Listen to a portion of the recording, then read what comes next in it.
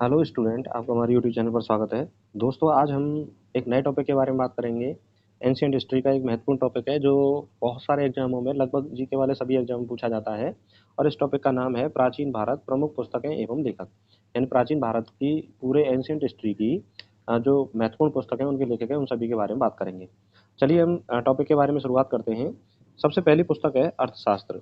देखिए, अर्थशास्त्र के रचयिता कौन है? कौटिल्य, जिन्हें चाणक्य या विष्णुगुप्त के नाम से भी जाना जाता है। तो यहाँ से भी क्वेश्चन आता है कि कौटिल्य के अन्य नाम क्या है। कौटिल्य को ही चाणक्य कहा जाता है और विष्णुगुप्त कहा जाता है। अर्थशास्त्र एक संस्कृत में लिखा हुआ ग्रंथ है और इसे मौर्य काल में लिखा गया। यह पुस्तक राजनीतिक, आर्थिक और प्रशासनिक विषय से संबंधित है। और मूल रूप से यदि पूछा जाए कि अर्थशास्त्र किस विषय से संबंधित है, तो अर्थशास्त्र मूल रूप से राज व्यवस्था से संबंधित है। राज व्यवस्था से संबंधित है यह अर्थशास्त्र। तो राज व्यवस्था की पुस्तक है अर्थशास्त्र। ये बहुत ज़्यादा मोस्ट इंपॉर्टेंट है कि अर्थशास्त्र कौन सी पुस्तक है? राज व्यवस्था की पुस्तक है। अब हम बात करें कि मौर्य काल की स्थापना किसने की। तो देखिए, मौर्य काल की स्थापना चंद्रगुप्त मौर्य ने 4वीं शताब्दी में मौर्य काल की स्थापना की थी। नेक्स्ट बुक है, अगली बुक का नाम है इंडिका। इंडिका ग्रीक राजदूत मेगास्थनीज द्वारा रचित पुस्तक है। इसे ग्रीक भाषा में लिखा गया है। यह पुस्तक जो है वह ओरिजिनल बुक नहीं है। इसके कुछ भागों का संकलन किया गया है। और मेगास्थनीज चंद्रगुप्त मौर्य के शासनकाल में भारत आया था और मेगास्थनीज चंद्रगुप्त मौर्य के दरबार में भी रहा था। अगर हम बात करें कि इंडिका पुस्तक क्या बताती है, तो यह मौर्यकालीन भारत के समाज, नगरों और भूगोल आदि का विवरण बताती है। अगले प्राचीन भारत के महत्वपूर्ण लेखक हैं विशाख दत्त। इनके बारे में पढ़ेंगे। देखिए, विशाख दत्त प्रसिद्ध संस्कृत कवि और नाटक लेखक हैं। इनकी दो प्रमुख पुस्तकें हैं, मुद्रा राक्षस और देवी चंद्रगुप्तम। मोस्ट इंपोर्टेंट है परीक्षा की दृष्टि से, आप इसे याद रखें। विशाख दत्त की दो प्रमुख पुस्तकें हैं, मुद्रा राक्षस और देवी चंद्रगुप्तम। इन्होंने विशाख दत्त को गुप्त काल का माना जाता है, यानी इन्होंने इन पुस्तकों को गुप्त काल के दौरान लिखा। सबसे पहली पुस्तक है मुद्रा राक्षस। इसे संस्कृत भाषा में लिखा गया राजनीतिक नाटक है। ध्यान देना, संस्कृत भाषा में लिखा गया राजनीतिक नाटक है, राजनीति के बारे में बताता है। और मुद्रा राक्षस गुप्त काल में लिखा गया है, लेकिन यह मौर्य काल की बात करता है। और मुद्रा राक्षसी ऐसी पहली पुस्तक है जिसे विश्व का प्रथम जासूसी ग्रंथ भी माना जाता है। मुद्रा राक्षस को विश्व का प्रथम जासूसी ग्रंथ भी माना जाता है। चंद्रगुप्त मौर्य तथा मौर्य साम्राज्य की स्थापना का वर्णन है। और यह पुस्तक कब लिखी गई? गुप्त काल में इस पुस्तक को लिखा गया। अगली पुस्तक है देवी चंद्रगुप्तम। संस्कृत में रचित नाटक है। गुप्त साम्राज्य के चंद्रगुप्त द्वितीय, जिसे विक्रमादित्य कहते हैं, उनके बारे में बताती है देवी चंद्रगुप्तम पुस्तक। विक्रमादित्य या चंद्रगुप्त द्वितीय के बारे में बताती है। तो विशाख दत्त की दो प्रमुख पुस्तकें हैं, मुद्रा राक्षस और देवी चंद्रगुप्तम। अगले जो प्राचीन भारतीय इतिहास के महत्वपूर्ण लेखक हैं, उनका नाम है कालिदास। यह संस्कृत के महान कवि व नाटककार थे। और यह गुप्त राजा चंद्रगुप्त द्वितीय 375 से 415 ईस्वी के दरबारी रत्नों में से एक थे। तो ये कोई प्रश्न ये भी है, इंपॉर्टेंट है, कि कालिदास किसके दरबार में थे? तो चंद्रगुप्त द्वितीय विक्रमादित्य के दरबारी थे।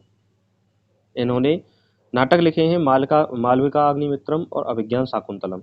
देखिए, मालविका अग्निमित्रम जो नाटक है वह राजा अग्निमित्र और मालविका राजकुमारी की प्रेम कहानी है। और दूसरा जो नाटक है अभिज्ञान शाकुंतलम, राजा दुष्यंत और शकुंतला की कहानी है। और राजा दुष्यंत और शकुंतला के जो बेटे थे उनका नाम था भरत, और इन्हीं के नाम पर हमारे देश का नाम क्या पड़ा है? भारत पड़ा है। तो इस तरह से कालिदास ने दो प्रमुख नाटक लिखे। एक का नाम है मालविका अग्निमित्रम और दूसरे का नाम है अभिज्ञान शाकुंतलम। चलिए आगे हम बात करें। कालिदास द्वारा लिखा गया अगला जो नाटक है वह है विक्रमोर्वशीयम।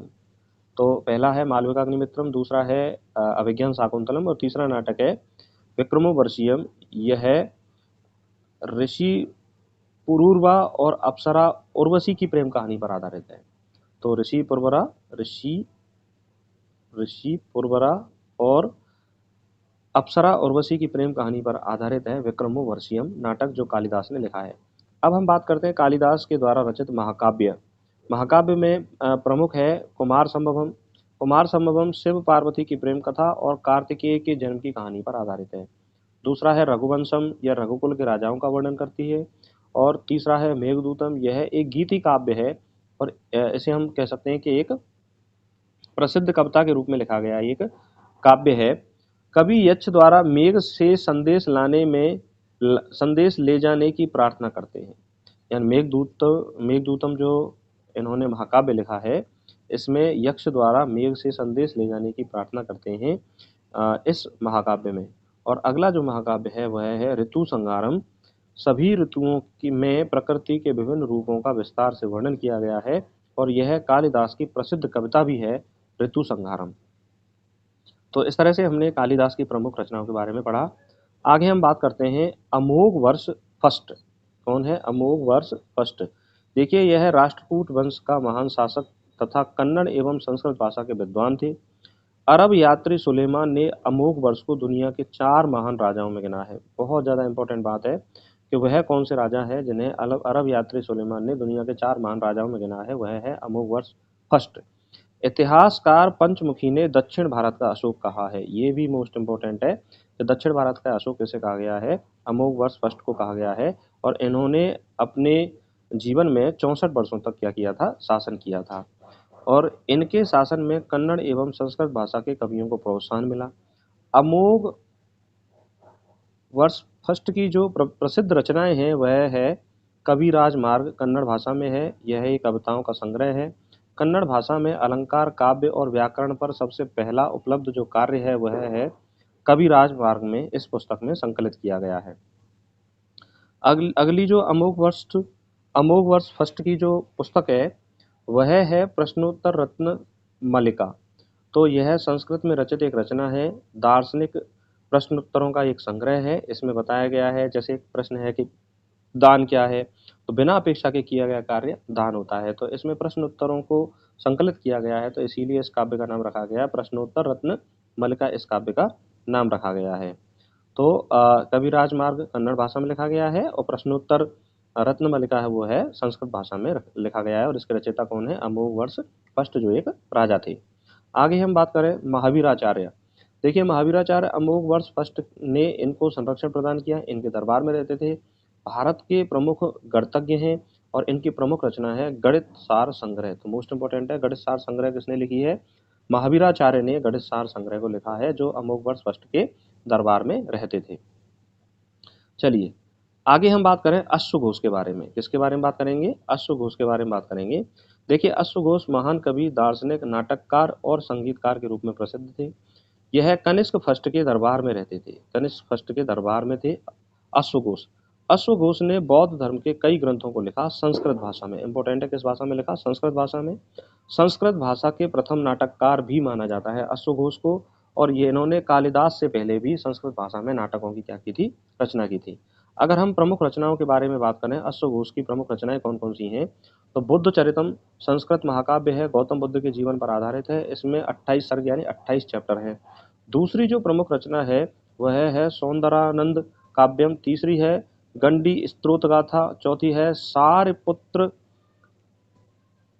प्रकरणम। सारपुत्र प्रकरणम। तो इनकी 4 प्रमुख रचनाएं हैं, बुद्ध चरितम, सौंदरानंद काव्यम, गंडी स्रोत गाथा और सारपुत्र प्रकरणम। इनकी प्रमुख रचनाएं हैं अश्वघोष की। तो अश्वघोष जो है वह कालिदास से भी पुराने जो हैं वह कवि माने जाते हैं और लेखक हैं। आगे हम बात करें बराहमिहिर। बराहमिहिर के बारे में क्वेश्चन पूछा जाता है, ये कौन थे? ये गणितज्ञ एवं खगोल शास्त्री थे। ये इंपॉर्टेंट है, ये पूछा जाता है, इसको याद रखो। गणितज्ञ एवं खगोल शास्त्री थे। यह चंद्रगुप्त द्वितीय विक्रमादित्य के नवरत्नों में से एक थे बराहमिहिर। जैसे कालिदास चंद्रगुप्त द्वितीय के दरबारी नवरत्नों में से एक थे, वैसे ही विक्रमादित्य के नवरत्नों में से एक थे बराहमिहिर। इनकी जो प्रमुख रचनाएं हैं वह है बृहद संहिता। इस पुस्तक में ज्योतिष शास्त्र के बारे में जानकारी है। इसमें खगोल विज्ञान, ग्रहों की चाल, वर्षा, वास्तुकला का विस्तृत वर्णन किया गया है बृहद संहिता में। अगली पुस्तक है पंच सिद्धांतिका। यह एस्ट्रोनॉमी खगोल शास्त्र का वर्णन है। इसमें 5 खगोल सिद्धांतों का वर्णन मिलता है, इसीलिए इस पुस्तक का नाम क्या रखा गया है? पंच सिद्धांतिका। तो बराहमिहिर की 2 प्रमुख पुस्तकें हैं, बृहद संहिता और पंच सिद्धांतिका। आगे हम बात करें भारत के महान गणितज्ञ आर्यभट्ट के बारे में बात करें। आर्यभट्ट ने 476 से 450 तक समय में अपने पुस्तकों की रचना की।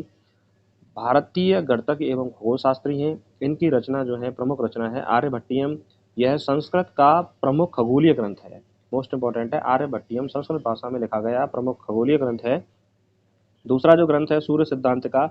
यह संस्कृत भाषा में लिखा गया खगोलीय ग्रंथ है। इसमें ग्रहों की चाल से संबंधित नियम बताए गए हैं। तो आर्यभट्ट नियम और सूर्य सिद्धांतिका की रचना भी किसने की है? आर्यभट्ट ने की है। इम्पोर्टेंट बात की बात करें हम कि आर्यभट्ट ने शून्य की खोज की, पाई का मान निकाला, पृथ्वी को सूर्य की परिक्रमा में कितना समय लगता है, इन तीन प्रमुख बातों की खोज आर्यभट्ट ने की थी। पहला है सूर्य की खोज की, दूसरा पाई का मान निकाला, तीसरा पृथ्वी को सूर्य की परिक्रमा करने में कितना समय लगता है, यह सब किसने बताया था? आर्यभट्ट ने बताया था। अगले हम लेखक की बात करें, भवभूति। देखिए भवभूति 8वीं सदी में थे। संस्कृत के महान कवि और सर्वश्रेष्ठ नाटककार कहा जाता है इनको।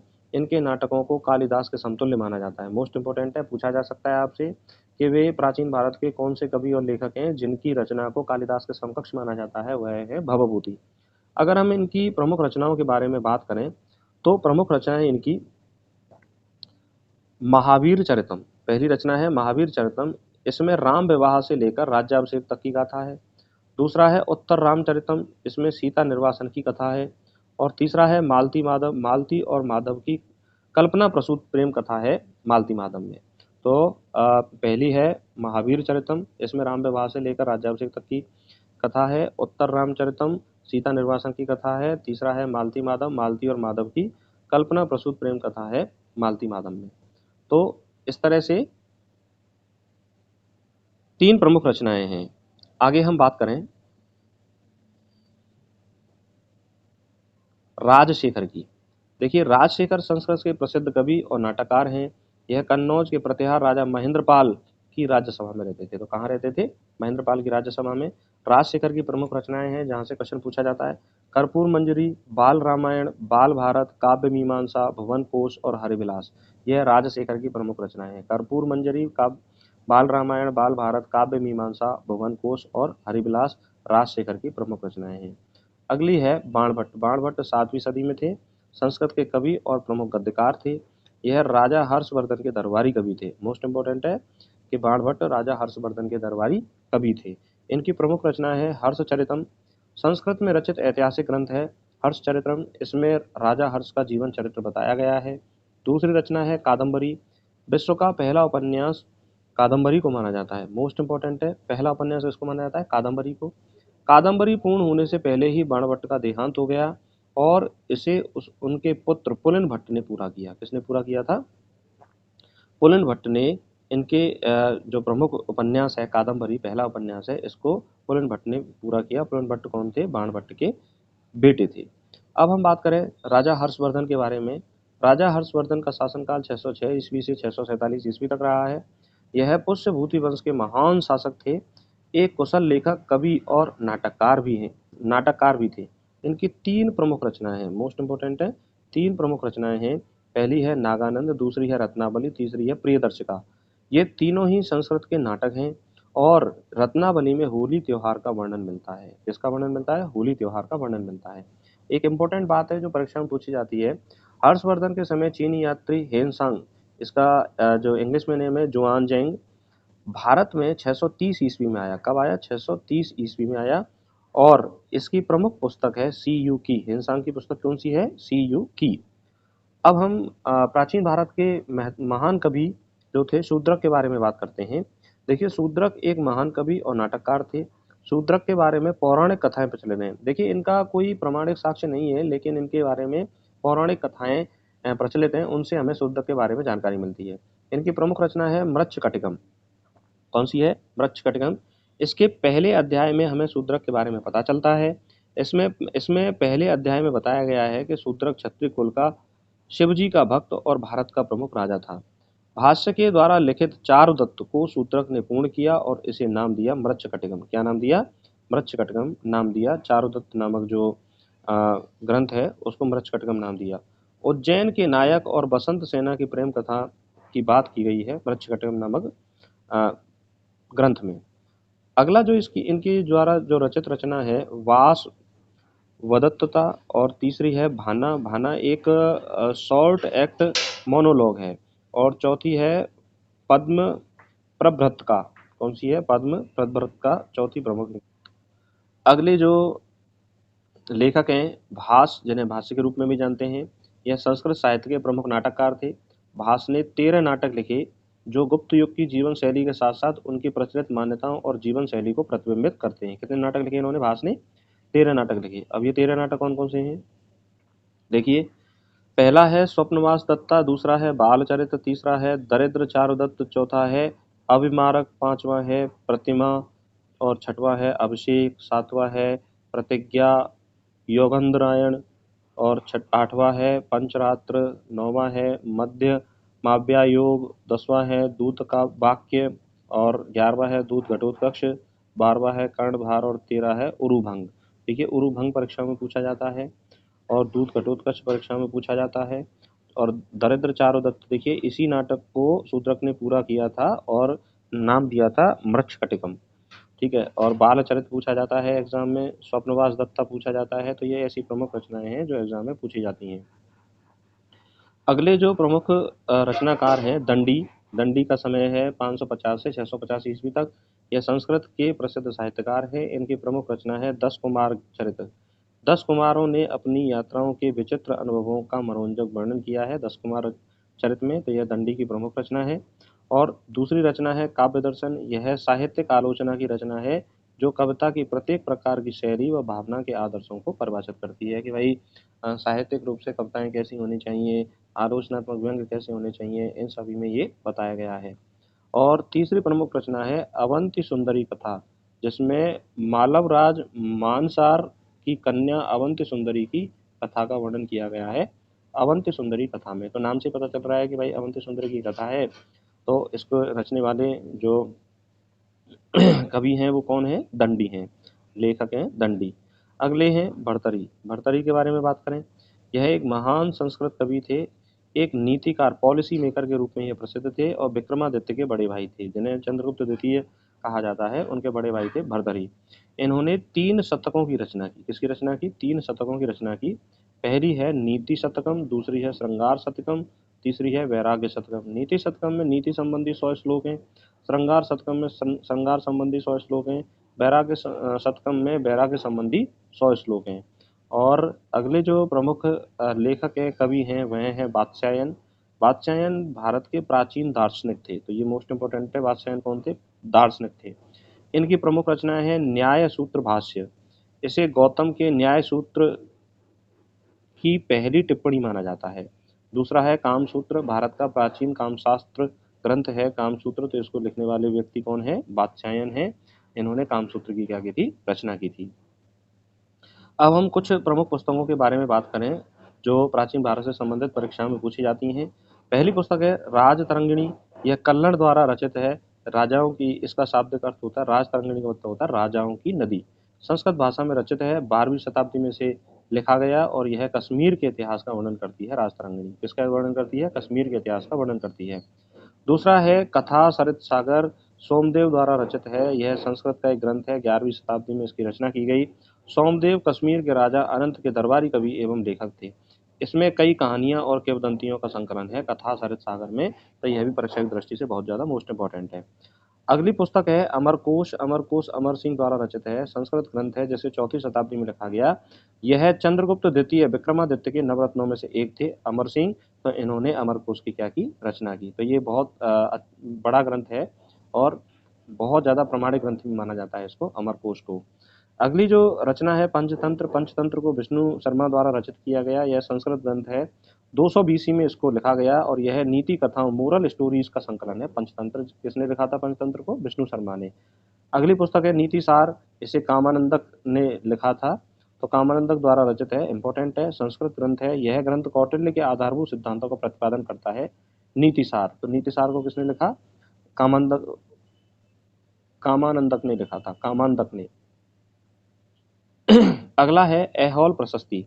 देखिए रवि कीर्ति द्वारा रचित संस्कृत ग्रंथ है ऐहोल प्रशस्ति। इसको संस्कृत भाषा में लिखा गया। इसमें गुर्जर जाति का सर्वप्रथम, देखिए ग्रंथ नहीं है, ये प्रशस्ति है। इसमें गुर्जर जाति का सर्वप्रथम उल्लेख मिलता है। मोस्ट इंपोर्टेंट है, गुर्जर जाति का उल्लेख किस में मिलता है? ऐहोल प्रशस्ति में मिलता है। इसे पुलकेशन द्वितीय के समय लिखा गया, तथा यह पुलकेशन द्वितीय के बारे में भी बताती है, ऐहोल प्रशस्ति। और अगली पुस्तक है चरक संहिता। चरक द्वारा रचित संस्कृत भाषा में एक ग्रंथ है। यह आयुर्वेद का प्रसिद्ध ग्रंथ है, जिसे किसने लिखा था? स्वयं चरक ने लिखा था। तो चरक को आयुर्वेद का चिकित्सक भी माना जाता है। तो इन्होंने इसी पुस्तक की क्या की थी? रचना की थी। आगे हम बात करें अमोघ वृत्ति। देखिए शाक्तायन द्वारा रचित यह रचना है, संस्कृत भाषा में इसको लिखा गया है और अमोघ वर्ष फर्स्ट के दरबार में थे, ये शाक्तायन। अगली जो पुस्तक है सी यू की हैंसांग द्वारा रचित है और यह तत्कालीन भारत का विवरण बताती है। सी यू की जो पुस्तक है हैंसांग ने लिखी है और हैंसांग हर्षवर्धन के दरबार में भारत आया था। अगली जो पुस्तक है वह है नाट्य शास्त्र, भरत मुनि द्वारा रचित पुस्तक है, संस्कृत भाषा में इसे लिखा गया। नाटकों के संबंध में शास्त्रीय जानकारी देता है नाट्य शास्त्र, और नाट्य शास्त्र को पंचम वेद भी कहा जाता है। इंपॉर्टेंट है, पूछा जा सकता है कि पंचम वेद किसे कहा जाता है। नाट्य शास्त्र को पंचम वेद कहा जाता है। अगली पुस्तक है ब्रह्म स्फुट सिद्धांत, यह ब्रह्मगुप्त द्वारा रचित है, संस्कृत भाषा में 625 ईस्वी में इसकी रचना की गई और इसमें संख्या संबंधी नियमों को बताया गया है ब्रह्म स्फुट सिद्धांत में। अगला है गणित सारम। देखिए महावीर आचार्य द्वारा संस्कृत भाषा में रचित यह गणित की पुस्तक है, इसकी जो है चर्चा हम थोड़ी देर पहले ही कर चुके हैं। आगे हम बात करें लीलावती, तो लीलावती भास्कराचार्य या भास्कर द्वितीय द्वारा रचित संस्कृत में संस्कृत भाषा में गणित की पुस्तक है, इसे 1150 एडी में लिखा गया और यह वास्तव में अंक गणित की रचना है। आगे हम बात करें गाथा सप्तशती, तो राजा हाल द्वारा रचित यह रचना है, प्राकृत भाषा में इसे रचा गया और यह कविताओं का संग्रह है। ये किसका संग्रह है? कविताओं का संग्रह है। आगे हम बात करें महाभाष्य। देखिए महाभाष्य को पतंजलि ने लिखा था और यह संस्कृत भाषा में रचित रचना है और संस्कृत व्याकरण के बारे में बताता है महाभाष्य। तो महाभाष्य किसके बारे में बताता है? संस्कृत व्याकरण के बारे में बताता है महाभाष्य। अगली रचना है अष्टाध्यायी। अष्टाध्यायी पाणिनि द्वारा रचित है, संस्कृत भाषा में इस रचना को लिखा और संस्कृत व्याकरण की प्रमुख पुस्तक है अष्टाध्यायी। अगली रचना है नैषधीय चरितम। तो नैषधीय चरित श्री हर्ष द्वारा रचित है, ये मोस्ट इंपॉर्टेंट है। श्री हर्ष ये अलग कवि हैं, हर्षवर्धन नहीं है, ये अलग कवि हैं। तो नैषधीय चरितम संस्कृत महाकाव्य है और राजा नल के जीवन पर आधारित है। किस पर आधारित है? ये राजा नल के जीवन पर आधारित है। और दो मोस्ट इंपॉर्टेंट तमिल पुस्तकों के बारे में बात करें, दो प्रमुख तमिल रचनाओं के बारे में बात करते हैं। शिल्पाधिकारम इलांगो आदिगल द्वारा रचित रचना है, तमिल भाषा में रचित है, तमिल महाकाव्य है, संगम काल के बारे में बताता है। दूसरा है मणिमेकलई। मणिमेकलई जो है, पहली है शिल्पाधिकारम, दूसरी है मणिमेकलई। ये चितलाई चतनार द्वारा रचित है, तमिल भाषा में रचित है, तमिल महाकाव्य है और संगम काल के बारे में बताता है। तो दोनों शिल्पाधिकारम और मणिमेकलई यह है संगम काल के बारे में बताते हैं। तो इस तरीके से हमने प्राचीन भारत की जो समस्त पुस्तकें हैं, उनके लेखक हैं, उन सभी के बारे में चर्चा की और यहाँ से जो प्रश्न है आपका गलत नहीं होगा। तो जो भी प्रश्न आपकी परीक्षा में पूछा जाएगा वो आप आसानी से सॉल्व कर सकते हो। तो इस तरीके से हमने सभी जो प्राचीन भारत के इतिहास का एक जो महत्वपूर्ण पुस्तकों वाला जो टॉपिक है इसको पूरा किया और आशा करता हूँ कि आप इसको पढ़ के निश्चित रूप से आप जो आने वाली परीक्षा है उसमें अपने क्वेश्चंस को आसानी से सॉल्व करोगे। प्राचीन भारत से संबंधित एनसीईआरटी की जो श्रृंखला है, अगर आप अच्छे से तैयारी कर रहे हो तो एनसीईआरटी श्रृंखला की अन्य क्लासेज हैं उनको जरूर देखिए। वहाँ से भी आपको सीखने के लिए बहुत सारी कंसेप्ट जानकारी मिलेगी। और मैं कहना चाहूँगा कि जो भी स्टूडेंट किसी भी एग्जाम की जीके से संबंधित तैयारी कर रहे हैं, चाहे वो आईएएस है, चाहे वो पीसीएस है, चाहे वो एमपीपीएससी है, यूपीपीएससी है, आरपीएससी है, बीपीएससी है, तो इस क्लास में से उनको क्वेश्चन देखने को जरूर मिलेगा। जो भी स्टूडेंट पहली बार इस चैनल को देख रहे हैं, इस चैनल को सब्सक्राइब करें और अपने दोस्तों तक शेयर करें और क्लास कैसी लगी कमेंट करके हमें ज़रूर बताएं। इसी के साथ